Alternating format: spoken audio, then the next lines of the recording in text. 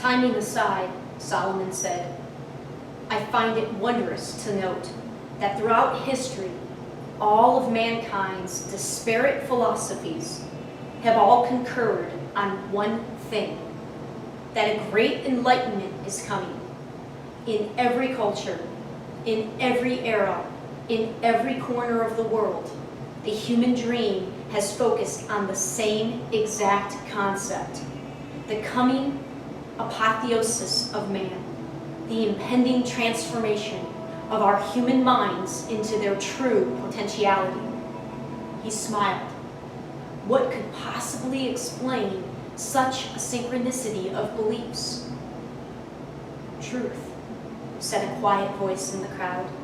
Solomon wheeled. Who said that? The hand that went up belonged to a tiny Asian boy whose soft features suggested he might be Nepalese, or Tibetan. Maybe there is a universal truth embedded in everyone's soul. Maybe we all have the same story hiding inside, like a shared constant in our DNA. Maybe this collective truth is responsible for the similarity in all of our stories. Solomon was beaming as he pressed his hands together and bowed reverently to the boy. Thank you. Everyone was quiet. Truth, Solomon said, addressing the room. Truth has power. And if we all gravitate towards similar ideas, maybe we do so because those ideas are true, written deep within us. And when we hear the truth, even if we don't understand it, we feel that truth resonate within us, vibrating with our unconscious wisdom. Perhaps the truth is not learned by us, but rather the truth is recalled, remembered, recognized as that which is already inside us. The silence in the hall was complete. Solomon let it sit for a long moment, then quietly said, in closing, I should warn you that unveiling the truth is never easy.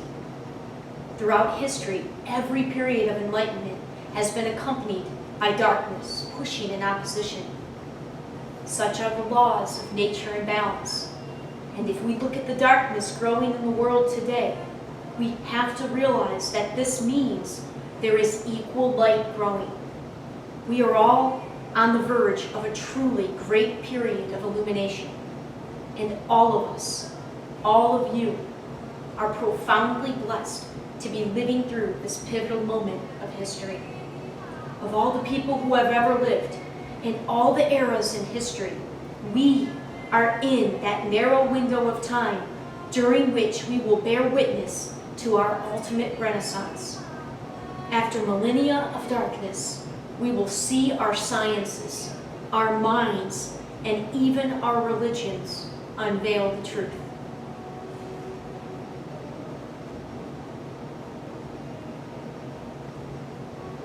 Fiction?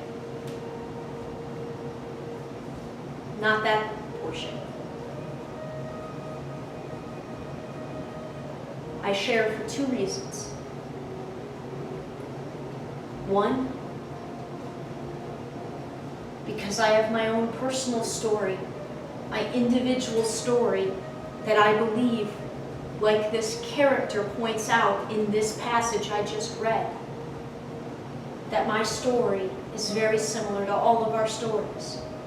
My personal story of remembering this greater truth and the crazy amount of empowering energy that has been reawakened within me. That's one reason. The other reason was from a teacher perspective.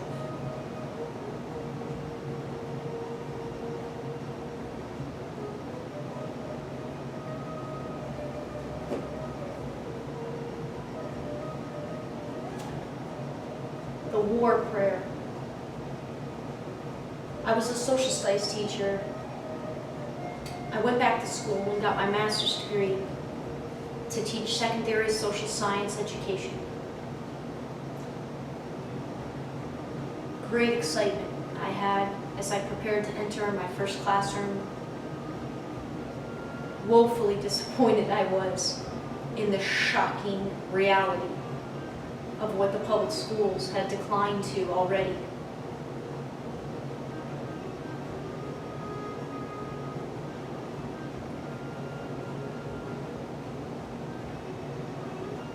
The War Prayer, Mark Twain, 1899, in reaction to the Philippines. Patriots Day, federally designated, and legally, from what I was told, I could have lost my job had it been discovered that I did not teach Patriots Day.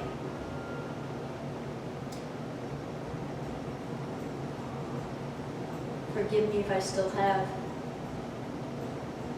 what sounds to be. This is all, it's okay. It's just, we gotta get back to recording. We gotta get back to recording. Oh. God help me, please. Please guide me. Please guide me. Oh my God. I had some coffee this morning, so I'm sure that it's some of the revved up energy that I'm feeling within, this like anxious, nervous. Having a young man in my life now that is actively seeking explanation of what it is I'm trying to do with my vision, that's definitely thrown me off a little bit. I dare say I've not had anybody yet seek out. I don't know how to respond. I know it's guiding me back to this work. I have to start getting the flow of my work again. I can't believe that I'm intended to repeat what I did before, i.e., most of my work was done like this, turning on a camera or turning on a recorder. Maybe it's supposed to be done like that. Maybe not. I don't know. I can't wait for the time. I can't wait. It's not about waiting. It's not about waiting. I can't wait till the debt's all cleared.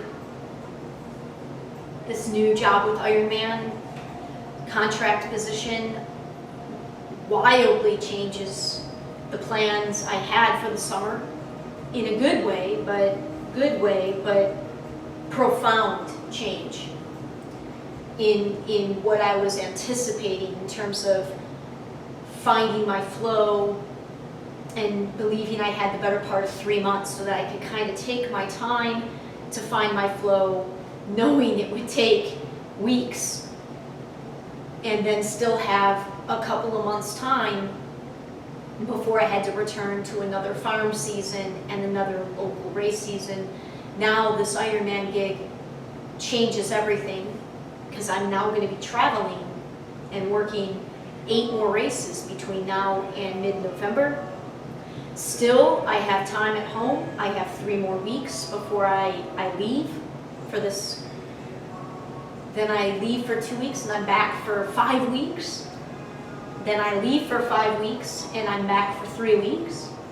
Then I leave for 2 weeks and I'm back for 6 months.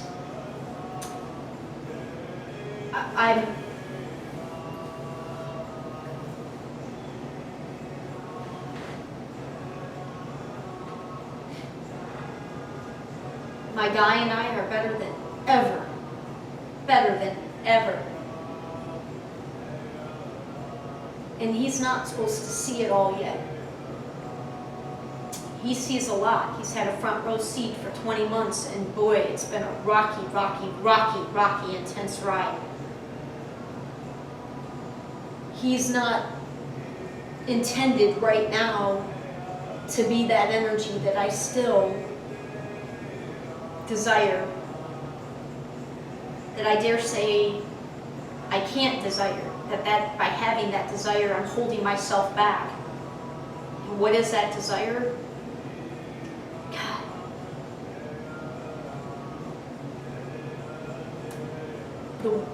When I find that first person who's gonna be able to see all these pieces that I've been consciously connecting. It's my story, but it's only intended to be my story for a really short period of time. And all I want to do is make it our story, but I need others to join in and want to share this story. i.e., tell a different story of how we're existing. We get to make it up. We get to make it up. We get to focus on the details. We get to choose which details of the infinite details of our individual and collective lives. We get to choose how to connect it, what to focus on, and thus give energy to.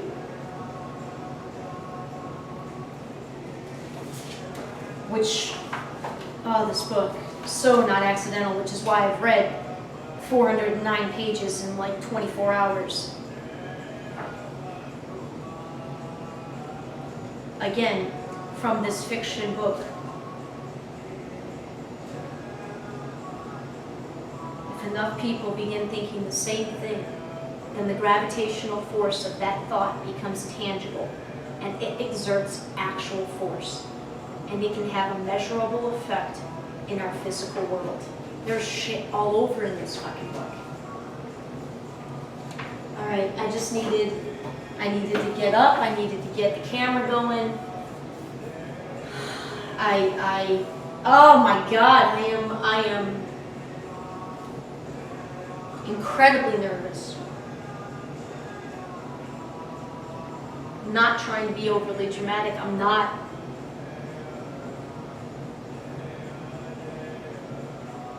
This young guy freaking me out a little bit, truth be told. And already I feel like he might, right off the bat here, think I'm crazy, but it is like I'm protecting it's not protecting a secret. I believe all of us deserve to know this truth, to what extent we don't need anything outside of ourselves. We don't need the governments that we've given our power away to. We need to get back to trusting and believing in ourselves and in one another, and focusing on love instead of fear, and on cooperation instead of competition. But man, that is a crazy concept in today's world. And I've learned the hard way what it feels like to have not just one, not just a handful, but many, the energy of many being directed at me. The energy of, she's lost it, she's crazy. And that is why I am cautious to jump back in. But I cannot hold it back. There's no rush. And it's such a paradox, because it so doesn't matter, but at the same time, it so matters. I'm this little nothing, and at the same time, the role that I know my soul intended to play right now in my world, and the reverberating effects on everybody that knows me, that it's supposed to have, that it will have, is not nothing. It is, but it isn't. As Bashar says, the power of paradox, the power of paradox. It's always darkest right before light, right before dawn. Trust me, we are at the dawning. Oh my God.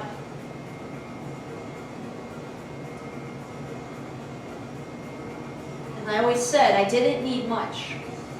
I mean, really, I knew I didn't need anything to say that in the practical, wow.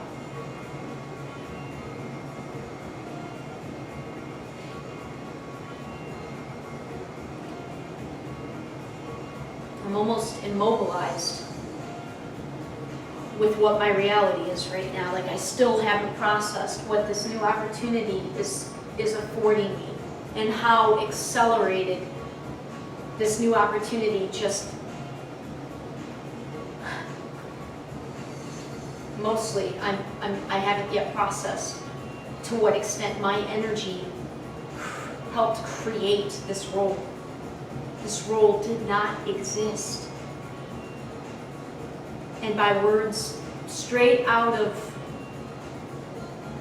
this man high up in Iron Man, right out of his mouth was, I immediately thought we had a need, we created this role, and you immediately came to mind as the perfect person. Like, we create our own realities. This is exactly what I put out into the universe about a year ago. Like, exactly. And it's manifested.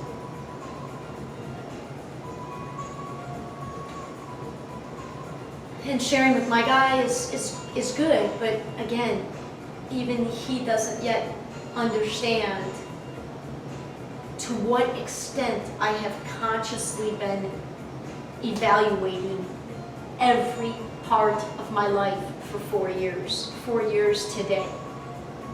4 years ago today, I arrived in Seattle with a job at Microsoft, for all intents and purposes, finalized. It wouldn't become finalized for a few more days. My interview was July 2nd. July 1st or July 2nd. And that's when it became finalized that